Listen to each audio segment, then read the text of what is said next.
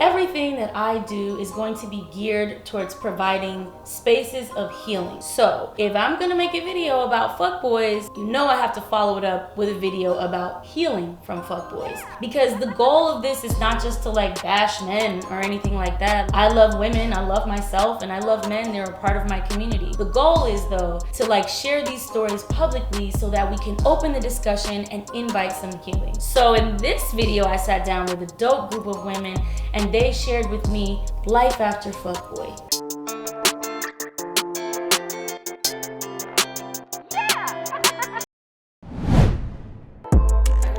And you don't heal it as an adult.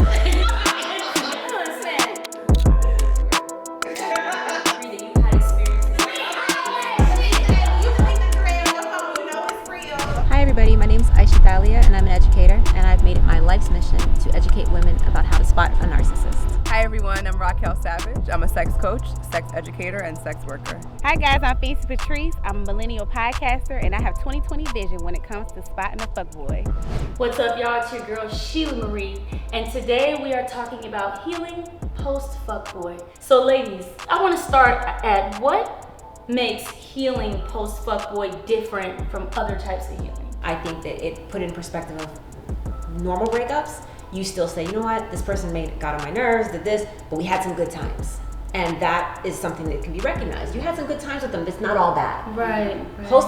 Post narcissist was more like, oh my God, everything I thought I knew never was. But I think the for me at least, it was just a sense of loss that's a lot deeper sometimes than just a regular breakup. Even though all breakups, you feel loss. And they all hurt, but losing everything all at once and realizing that what you thought you had didn't exist is next level soul shaking. And I think that requires a level of healing that's, I don't know, probably unprecedented for your life.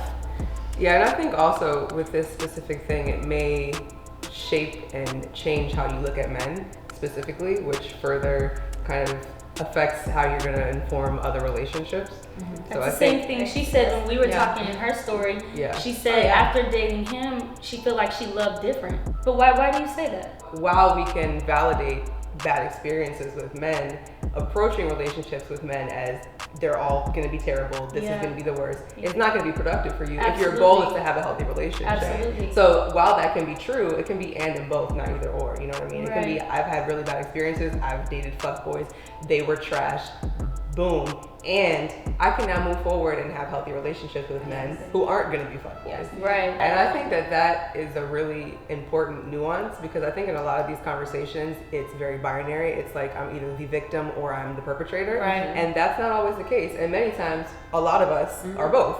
Right. And sometimes women are both as well. And sometimes we only focus on men being the perpetrators and them also not being victims. I mean, absolutely. You know what I mean? So there's like you're good like nuance bashing there. men police, because we need that, because I love men and I date black men. I date a black man right now, and I feel like it doesn't add anything productive to the conversation just to be like, niggas ain't and they just do that. Like, I feel like it's because more then what? Because like, then where does that leave us? Correct. Right. And so what are some things you've done after that to prevent this from being a cycle that reoccurs in your life? I think first is accept the situation. Like, accept that he will never be the person that you thought he was going to be for you. You know, he's just not your man, sis. You know? For you. Okay, for you. Like, your person.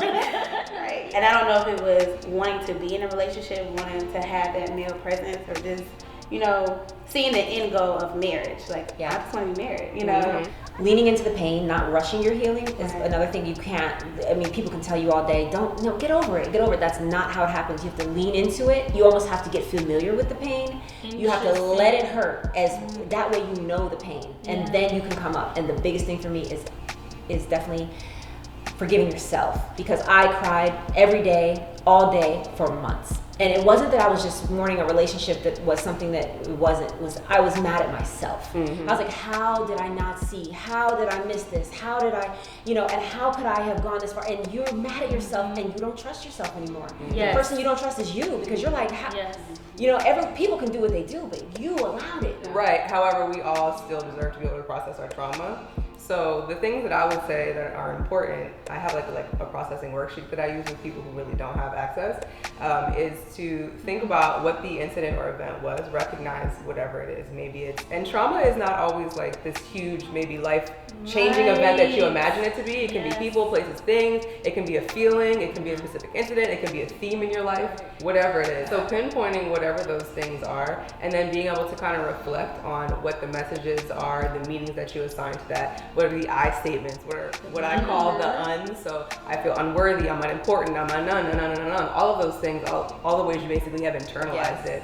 And working through those are really like important to being able to process, because ultimately what happens in your brain is like trauma gets caught up in your amygdala specifically, and then you can't process it, so you're just triggered all the time. And it's going to continue to be that way unless you process it. Have you ever met those people that are always this far away from like a fight and turning up? Yes. Like, whoa, what happened? Like, Or the people who are this close to crying every second. Yes. And that is literally, that's been me. That's a very good way to put it. Trigger. It's a trigger. Everything triggers you because you haven't processed it. Right. And I think people make sense of it as like you're angry or you're sensitive or you're this, or that it's like a conscious decision to be that way. And it's really not. It's really your brain is just like, we need to work some things out, and we haven't yet. So the brain is just talking to you like, there's so many ways to approach this. So it's important for you to find the entry point that makes sense to you. Yeah. Start where it makes sense to you. Start where it resonates with you. Some of y'all ain't trying to hear all this energy, spiritual stuff. Some of you gonna be like, so real, oh right? yeah, that's it. right. I'm like less about spiritual, more about like Some brain of you stuff. are like, the amygdala, tell me how the neurons are Right, firing, wiring together. So Right. whatever makes sense for you, because it's all right. It all makes sense. If it makes sense to you, that's all you need. If it resonates, right? If it resonates, find your entry point and follow that. So we definitely have acceptance, which I think is really linked to forgiveness, because you have to accept that this happened. And accept that a trauma bond can happen too. How can you be on a kidnapper's side? He had you in that house for 17 years and you still sided with him. You don't realize that a lot of people who are dealing with fuckboys, or dealing with narcissists, or dealing with abusers, literally are trauma bonded to them. And I'm sure you could probably talk way more about that than I could, but it's something that when people want to blame somebody, you're like, how could you? You're like, you don't know how the brain works. Yeah, and that hits on it not being like a conscious decision. Like when we think about women who continue to choose men who are fuckboys, we imagine it as like, oh, she has bad taste, or she's making poor decisions, or she's not smart, and that's really not the case. It's really what she's kind of talking about is the trauma bonds, is we just are going back into this thing. The same patterns, and you're really getting attached to it. It's so hard. It's deep. It is. Are there any other final resources that you guys want to share? Like, yo, this really worked for me. This is what I did after this situation to heal. The 40-Day Fast book, I don't know the author either, but it gave me time to really sit by myself and, think about grief of somebody dying, but when you're with someone for so long and you've been through so much, you really do have to grieve these relationships once you're done. It is a lot. Yes. It's a lot. So this book, it talked about spending 40 days with yourself and letting go. And I really enjoyed it because it just let me redefine me. Like you talked about writing your narrative again. It was beautiful. And then also, delete him on social media. Delete all that shit. The thread. Okay, when you delete the thread on your phone, you know it's real. Okay. Yes. Let him go. Boxes. Stop looking at his page. Stop that. Another thing that helped me, I actually started a business because of it. It was just something that was like this. If somebody's going through a breakup or healing from a narcissist or just emotional pain, here are some of the tools that I used in one box that were helpful to me. And that was something for me, those cards, every day, mirror work. You're just sitting there, you're telling yourself, like, this is okay. And I was sitting around shaking like an insane person. Like, you could put me in a straitjacket after what happened to me. I literally, people were like, oh, this is like a Lifetime movie. And I would just sit there, like, and I had a baby to take care of, and my breast milk was drying up, and I was just crying every day. And I'm sitting there just shaking back and forth, like rocking on the bed, like a crazy person. And that's when I said, I need to take control. So I want to end on, what one thing would you go back and tell yourself, like in the midst of what you would describe as like your most painful moment? What is one thing you would go back and tell yourself? That's a big question. Vodka? Yeah. I would say I'm worthy. I think with dealing with the fuckboy, like I said, you lose your power and you lose a sense of who you are, and you have to know what you're worth. So I would really go back and tell myself that I'm worthy of more. I love that. That's a good one. That was really good. I think that I would talk to myself about not needing partnership, specifically male partnership, especially if we are without men, that affects how we think of ourselves. Absolutely. So I think I would talk to myself about like, you have value, full stop, stand alone, without any ties and proximity to men. Right. That's really good. Being without someone doesn't mean you're lonely. Right. Yeah. And even if I am lonely, like, that's okay. Right. I mean, you know what I mean? Like, yeah. Right. I think I would probably tell myself it's going to be okay. I think I was so traumatized and so devastated that I didn't see the light because I missed so much. Like I missed so many of the things that, and I'm probably gonna start to cry, but so many of the things that meant so much to me about having another child would be like, the memories that I missed as a teen mom, I was hoping to recreate, which was my weak spot. I missed some of the things that she said or did, or like first moments that you should be like celebrating. I couldn't celebrate any of it. And postpartum hormones, and I'm still breastfeeding, so I'm a little emotional, y'all. It's the titty milk. But like, those hormones are so elevated. I was just like, I had this perfect family, and now I don't. And I just took that as a loss, and I forgot to be grateful. And I just needed to be like, focus, stay present, and it's going to be okay. And I think that's like the main thing, is just stay present.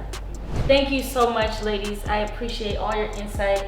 I really honor all of you for just having the courage to really speak about this openly and honestly. And because I think all of this is difficult and I think life is about balance, I feel like we should have a toast right now to end this video. I don't want Hennessy. Yeah, I know. Me too. I should have brought Hennessy. I thought champagne was classy. We're gonna put Henny in champagne glass. Yeah. Henny at noon, that's fine. Yes. Exactly. Thank you. It's Okay. no problem. We deserve it. That's a fucking lot of shit. I love it. So what should we cheers to? Healing. Healing. I love it. Let's cheers to healing. Cheers. Healing vibes, healing vibes. And metaphorical clink clink. Now I really want to finish this whole glass. Is that okay? Right. The thing is, I didn't pour this. Just and then she brought it, I was like, I'll be drinking this. It's bullshit. I'll take it. Next video will be lazy. Yesterday was some sangria. I knew better than to get the picture.